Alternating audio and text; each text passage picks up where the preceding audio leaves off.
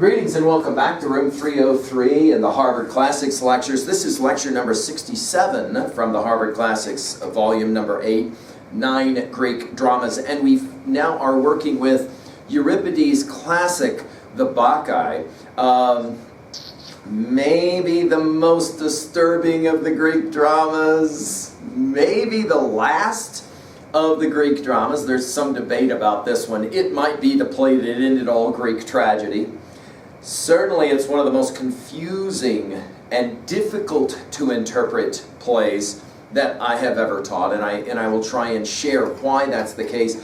But without question, and for students who pick this one up for the very first time, they're kind of reminded of that moment in Porphyra's Lover, a lecture that we've given on LearnStrong.net, when you go, whoa, wait, what did I just read? Without question, this is maybe most challenging. I will say it this way, no student ever forgets the first time he or she engages this text, either through reading it or hearing about it or whatever.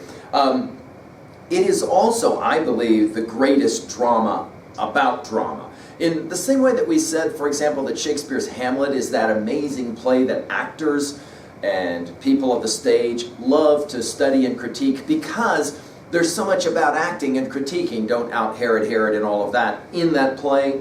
There is this kind of really interesting phenomenon that Greek people go to the theater of Dionysius to watch a play about Dionysius. And in this play, they are stuck then with some very difficult dilemmas about how they're supposed to interpret a play like this. Now, if you haven't been following my other lectures, I definitely recommend that before you work with me in this lecture, that you go to LearnStrong.net and you take a look down that left-hand side where it says Harvard Classics, and you for sure watch my lecture number 59, which is the introduction to Greek drama. In lecture 60, 62 through 62, I did Aeschylus's Oresteia. Then in lecture 63, I did Aeschylus's Prometheus Bound. Then in lecture 64, I did Sophocles' Oedipus Rex. And then in 65, I did Sophocles' Antigone. And then we turned to Euripides in lecture 66, and I did the Hippolytus. And now, finally, we will do the last of these tragedies, Greek tragedies, Euripides' The Bacchae.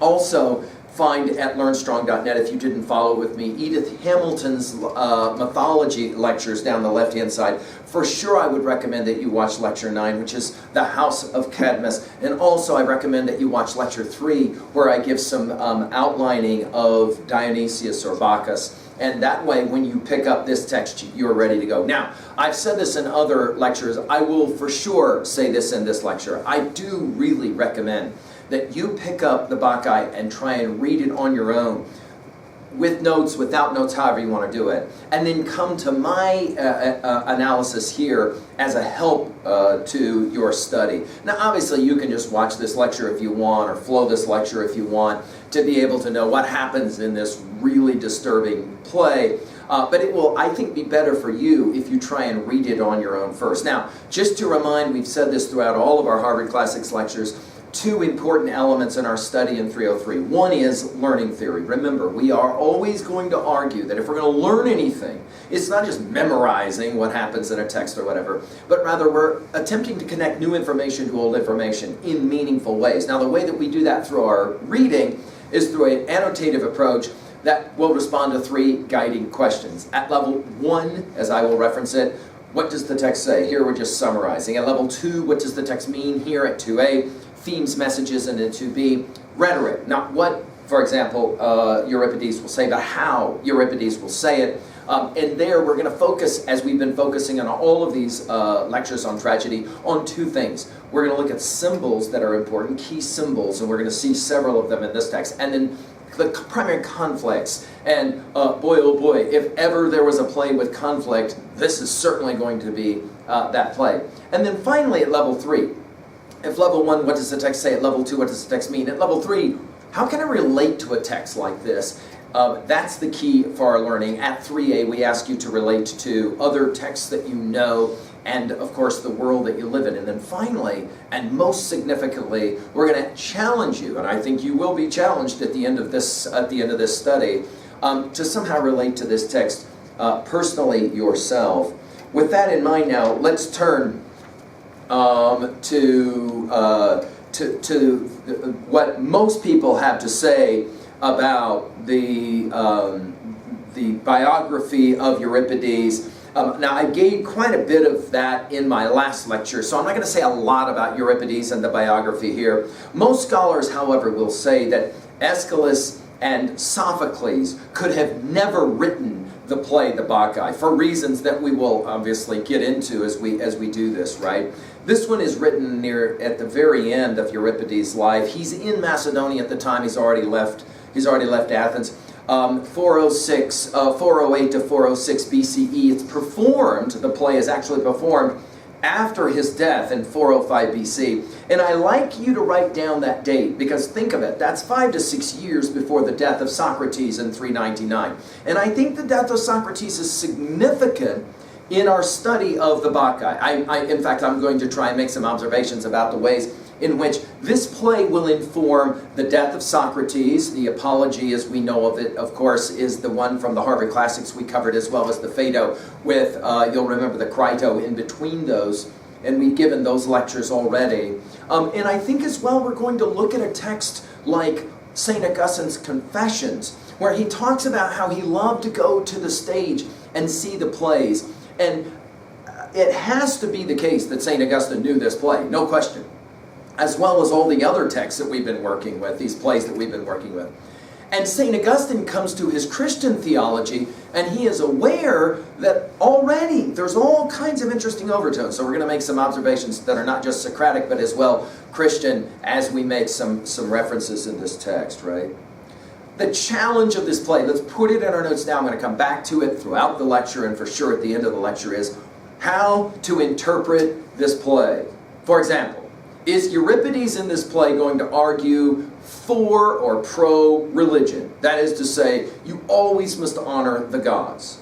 Or, rather, is Euripides anti-religious? That is to say, let me give you one good reason why believing in Dionysius and any of the other gods is totally bogus. Now, of course, if you followed my lectures on Plato elsewhere on LearnStrong.net, you know that that's a very similar question when we come to Socrates as well, and to Plato and his discussions and his revelations of Socrates, right?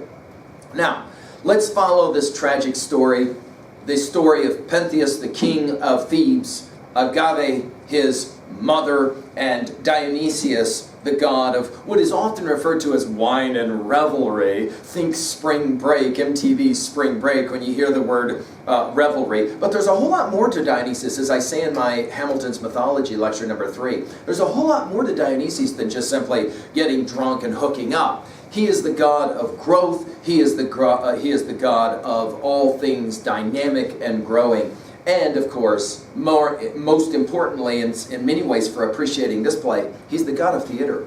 He's the god of theater, so we want to write that one down as well. Now, again, this one was performed at 405 BCE, 400 years before Christ. That's when this play takes off. So, right away, we're going to begin to ask some interesting questions about what is Euripides up to. And maybe this is a play about the need for moderation. And we'll have a lot to say about that. All right, well, let's come to the play. Let's work level 1. We're going to work through the play pretty closely, because I feel like this is one of those texts that really does reward a close read, no question about it.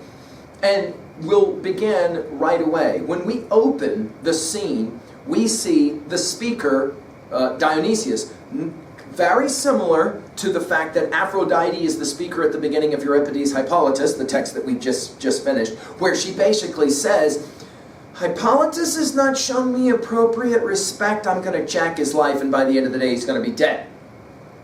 This play will open very similarly. Dionysius will say, Behold, the Son of God is come unto this land of heaven's hot splendor, lit to life.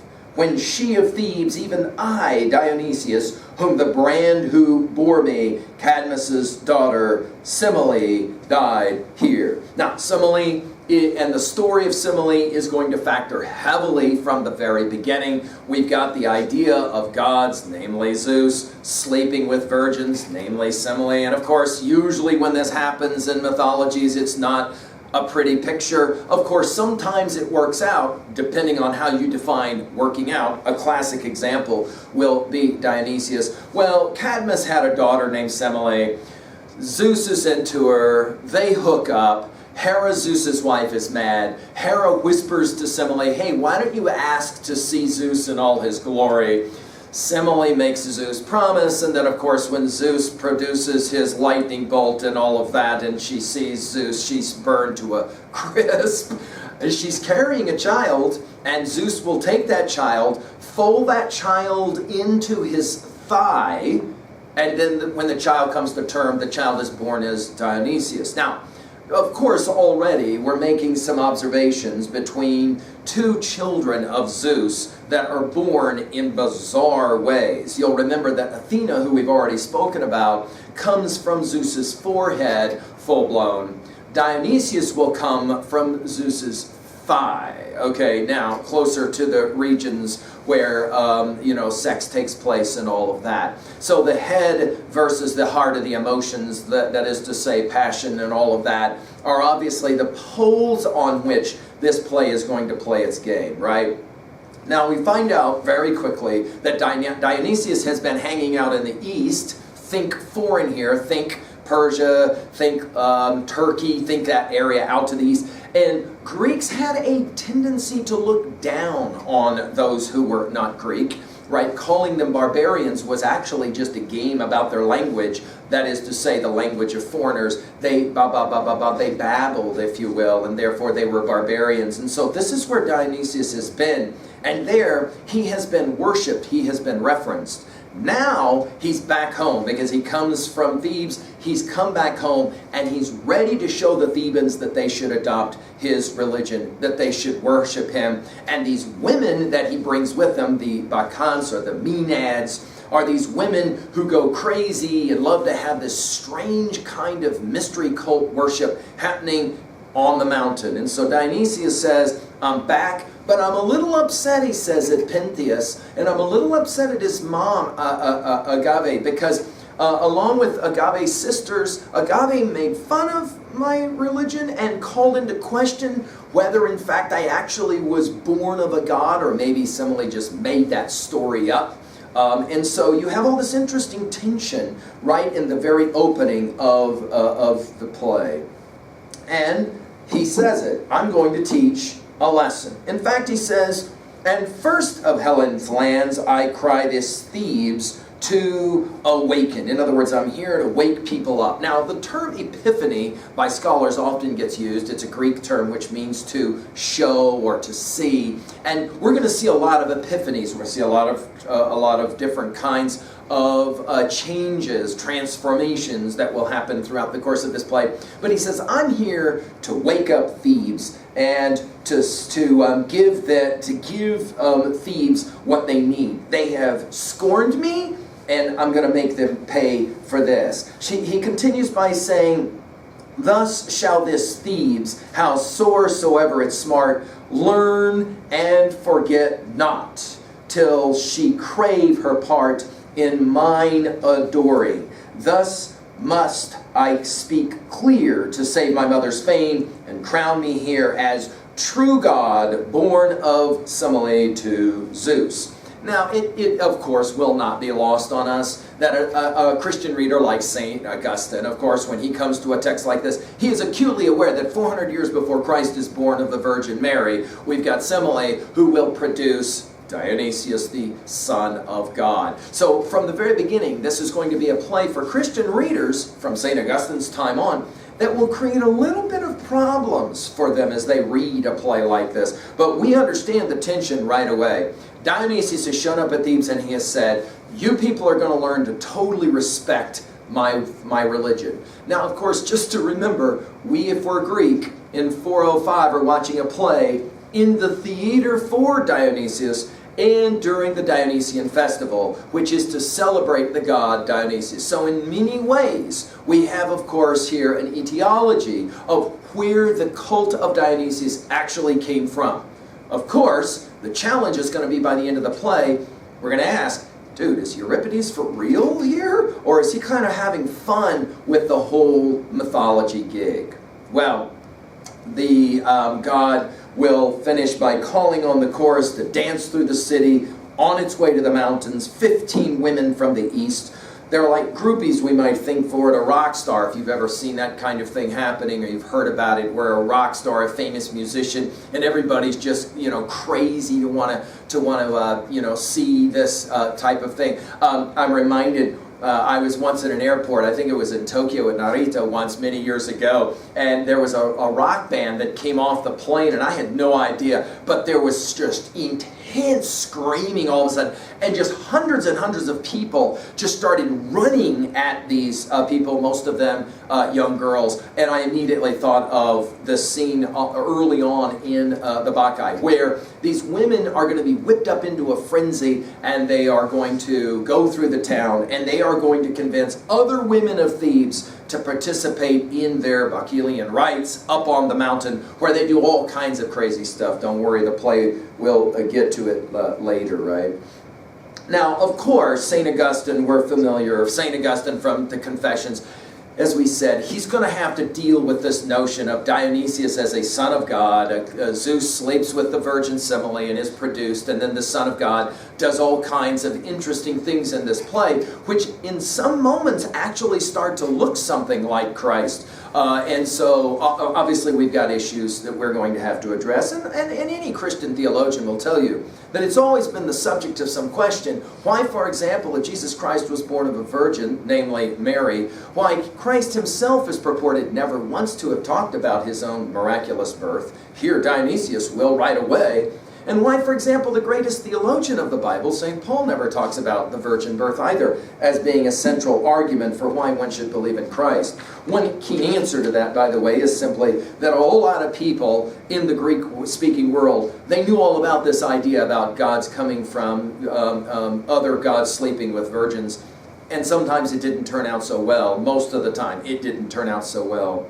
The chorus, then, will sing for the first time the song of Dionysius' birth all over again, born from Zeus's thigh, swaddled in snakes, which is why the Maenads, these women, can twist these snakes in their hair and the snakes don't bite them or whatever. And then they ask the Theban ladies to join them in the mountains. Notice already we have the mountains, that is to say, kind of wild and crazy, versus the city of Thebes, where civilization takes place. We have reason that happens in the city. Pentheus will be a paragon example of that. And then we have these crazy women running around on the mountains doing crazy. And of course, that's the more Dionysian. Again, going back to an earlier comment from the great German philosopher Nietzsche's Birth of Tragedy. In his famous essay, Apollonian Dionysian, he pointed out that this is one of the foundational things to understand about Greek culture, is that they felt like they needed to celebrate both sides of the human experience. On the Apollonian side, very ordered, very calm, very reasoned. On the Dionysian side, well, that's the crazy side. And Nietzsche argued that the Greeks appreciated and celebrated both sides, and in their plays, in their tragedy, they respected both sides. We're certainly going to see the Dionysian side in this play. The next part of the play is fascinating. We've got the old blind prophet Tiresias, who of course we know already from our study of Oedipus the King and as well Antigone, the Aeschylus plays, right? And the Sophocles plays. And Tiresias is going to show up in goatskins and ivy. He's already decked out and dressed. Tiresias is going to participate and support this new religious cult from the east of the god Dionysius, as will Cadmus as well, who is the father of this house, the grandfather of Pentheus, the current king. And both of them are going to be dancing and celebrating Dionysius, when Pentheus, the king of Thebes, will show up. Now, many have seen Pentheus as the protagonist of our play. I'm going to leave the question to you, which one of these actors in this play you most identify with. But Pentheus will show up and he will say it right away. He says, these are important lines because they are put it in your notes, these are the words of our skeptic. These are our words of our non-believer. That is to say, Pentheus has a job to do as king. This will sound very much like Sophocles' Creon in the play Antigone. Pentheus has a job to do. He has to keep the city safe and well ordered. And all of a sudden he's hearing that craziness has happened in his city. Women are going nuts. They're going out to the mountain. This is how he says it. Scarce had I crossed our borders when mine ear was caught by this strange rumor that our own wives, our own sisters from their hearts are flown to wild and secret rites, and cluster there high on the shadowy hills with dance and prayer to adore this new-made god, this Dionysus, whate'er he be. In other words, right away we get it. We kind of get a sense that the tone of Pentheus's first speech is, gods, give me a break, especially this new god Dionysus. I don't need any new gods. And in their companies, the women who run after him, deep wine jars stand, and ever and anon away into the loneliness, now one steals forth, and now a second, maid or dame, where love lies waiting, not of God. The flame, they say, of Bacchus wraps them. Bacchus! Nay, 'tis more to Aphrodite that they pray. Now, this is an interesting side note.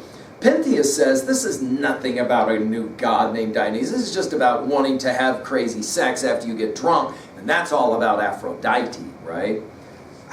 He says, howbeit, all that I have found my men have bound and shackled in our dungeon den. The rest I will go hunt them. In other words, I've had my men out on the mountains finding these crazy women and bringing them down and tying them up and putting them in the dungeon. I will not allow this worship. I, and snare my birds with nets of iron to quell their prayer and mountain song and rites of rascaldom. In other words, he says, this is nothing more than some crazy new cult that's come into our town that's trying to create havoc. And I, as the king who is in charge of law and order, I will not allow it. They tell me, he says, too,